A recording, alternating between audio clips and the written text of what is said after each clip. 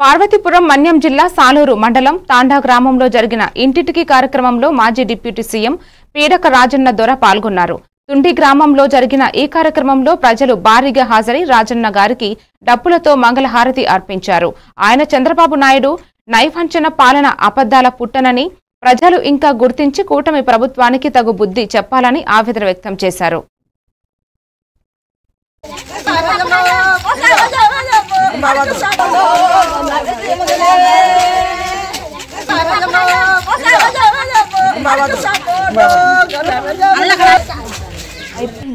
అంత మోసమే, అన్యాయము, అక్రమమే తప్ప ఏం చేయరు.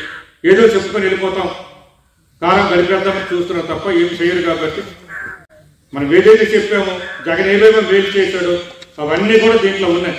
మనం చదువుకున్న పిల్లలు చదివించండి, ఏవేమి మేలు చేశాడు అనేది అవన్నీ ఉన్నాయి మన దగ్గర.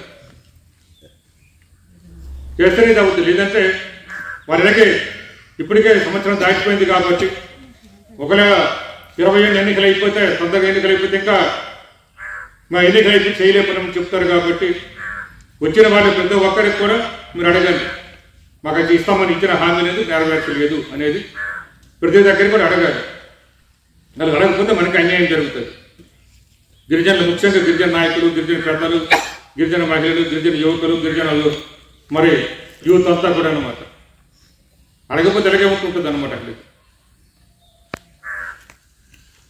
నేను మరి ముగించే ముందు కూడా మరొకసారి మీ అందరికీ చెప్తున్నాను, ఎవరు దగ్గర కూడా భయపడవలసిన అవసరం లేదు. నేను మీ వాడిని, మీ మనిషిని, మీ బంధువుని, మీ చుట్టాన్ని. కాబట్టి మీకు ఏదైనా అన్యాయం జరిగితే అక్రమ జరిగితే నేను వస్తుంటాను, మీరు నాకు చెప్తుంటారు. నాకు సహాయంగా మీకు ఉండాలి, మీకు సహాయంగా నేను ఉంటుంటాను. జగన్ మేలు చేస్తుంటే, జగన్ మంచి చేస్తుంటే కాబట్టి జగన్ గండగా మనం ఉండాలి.